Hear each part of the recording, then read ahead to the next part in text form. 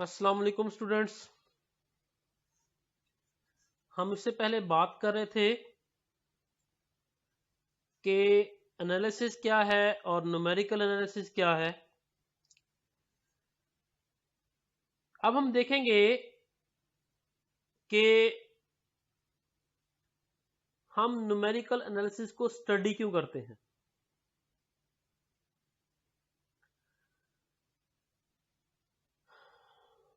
अब इधर आपके पास कुछ इसकी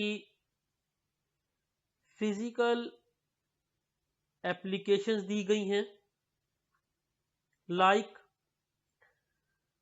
फर्स्ट एप्लीकेशन दी है उसने, advanced numerical methods are essential in making numerical weather prediction feasible. इंसान की बड़ी देरीना ख्वाहिश रही है हमेशा से कि वो किसी तरह से मौसम को प्रिडिक्ट कर ले, मौसम का हाल एग्जैक्ट जान ले। तो इससे जो वो फायदा हासिल करेगा वो ये कि वो पहले से जान पाएगा कि किसी इलाके में नेक्स्ट आने वाला क्या डिजास्टर हो सकता है,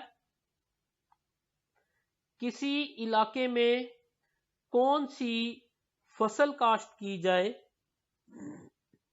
तो वो मैक्सिमम प्रोडक्शन देगी, और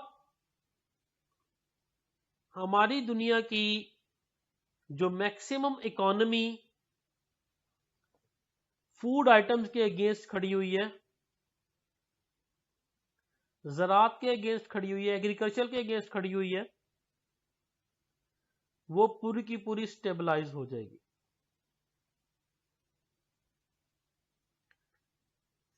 तो इंसान की ये कोशिश हमेशा से रही है।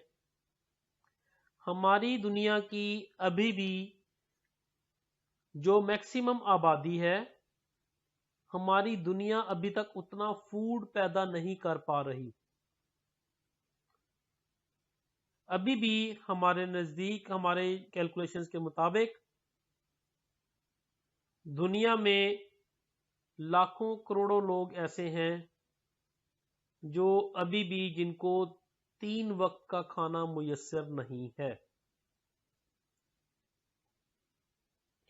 आप ये कैलकुलेशन जो है वो नेट पे भी सर्च कर सकते हैं। सेकंड एप्लीकेशन है computing the trajectory of a spacecraft requires the accurate numerical solution of the system of ordinary differential equations। हम पहले जो स्पेसक्राफ्ट है उसकी ट्रेजेक्टरी एक्यूरेटली न्यूमेरिकल सॉल्यूशन के थ्रू गेट करना चाहते हैं। डिफरेंट किस्म की ऑर्डिनरी डिफरेंशियल इक्वेशन सॉल्व करते हुए। जाहिर सी बात है ओडीई को सॉल्व करना इतना आसान नहीं है। हाँ, कंप्यूटेशनली बहुत ज्यादा हैवी है, लेकिन लाइट उस वक्त हो जाता है जब हम उसे न्यूमेरिकली सॉल्व करना शुरू कर देते हैं। तो हम उसको एज एक्यूरेट एज पॉसिबल उसको एक्यूरेटली कैलकुलेट करने की कोशिश करेंगे, लेकिन हमें पता है कि उसमें एरर पाया जाएगा और स्पेसक्राफ्ट की जो ट्रेजेक्टरी है वो रिक्वायर्ड होती है। इससे हमारे पास डिफरेंट किस्म की चीजें सामने आती हैं। लाइक उससे दरपेश डिफरेंट किस्म के खतरात जो हैं उनको पहले से स्पेसक्राफ्ट पे मतला किया जा सकता है। लाइक आपके पास डिफरेंट किस्म के जो मिसाइल्स हैं वो जब स्पेसक्राफ्ट को हिट करते हैं, उन्हें हम किसी तरह से हिट करना चाह रहे हैं, वो भी ट्रेजेक्टरी एस्टिमेशंस ही हैं। तो ये सारी की सारी चीजें हैं डिफरेंट किस्म की। thirdly, car companies can improve the crash safety of their vehicles by using computer simulation of car crashes. Such simulations essentially consist of solving partial differential equations numerically. जो डिफरेंट किस्म की कार कंपनीज हैं वो पहले से आपके पास cars की simulations के थ्रू उनकी कार क्रैशेस करती हैं।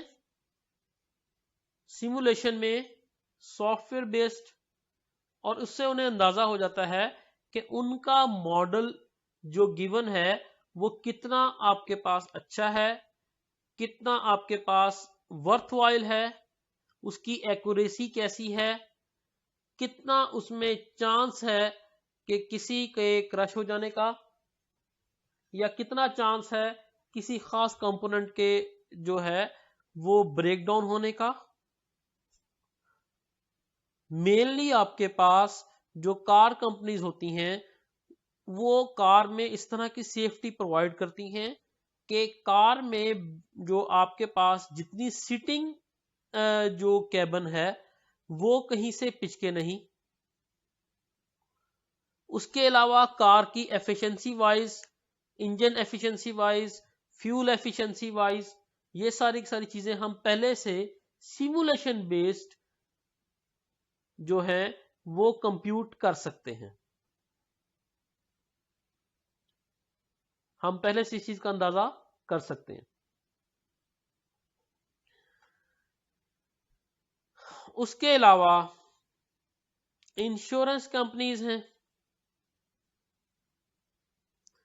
वो भी आपके पास डिफरेंट किस्म की इंश्योरेंस जो होती हैं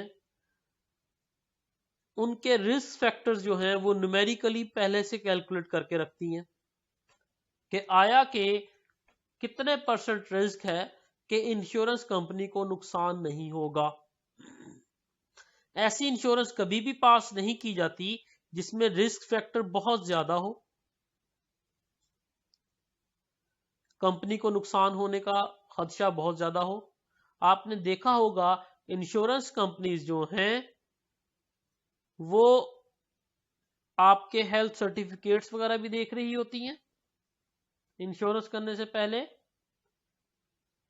उसके अलावा आपकी एज भी देख रही होती हैं। उसके अलावा आप लोगों की फाइनेंशियल स्टेबिलिटी भी देख रही होती हैं, और बहुत सारी चीजें इन अकाउंट रखते हुए वो लोग अपने रिस्क फैक्टर डिक्लेयर करते हैं।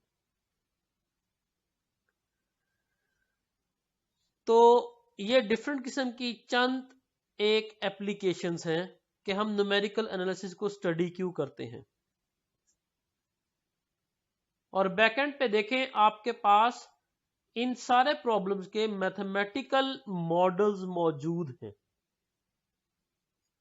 जब मैथमेटिकल मॉडल होंगे तो हमें उनको सॉल्व करके उन प्रॉब्लम्स का सॉल्यूशन फाइंड आउट करना है, और अगर वो प्रॉब्लम्स आपके पास कंप्यूटेशनली हैवी हुए तो उस सूरत में आपकी मशीन उनको कंप्यूट करने में बहुत ज्यादा वक्त लगा देगी। तो उससे बचने के लिए हम लोग जो हैं वो न्यूमेरिकल सॉल्यूशन की तरफ स्विच कर जाते हैं, और कुछ ना कुछ एरर टॉलरेट करते हुए हमें अंदाजा हो जाता है कि अगर हम इतना एरर है आपके पास तो उस सूरत में इतना एरर हम टॉलरेट कर पाएंगे। जैसे मैंने प्रीवियस वीडियो में एग्जांपल दी थी वेट की, कि आप कोई भी लेट्स सपोज जो है वो चीनी का पैकेट भी लेते हैं, शुगर पैकेट लेते हैं आप कोई, तो उस सूरत में उसके ऊपर भी आप जो वेट देखेंगे वो वेट आपके पास एक्यूरेट नहीं लिखा होता।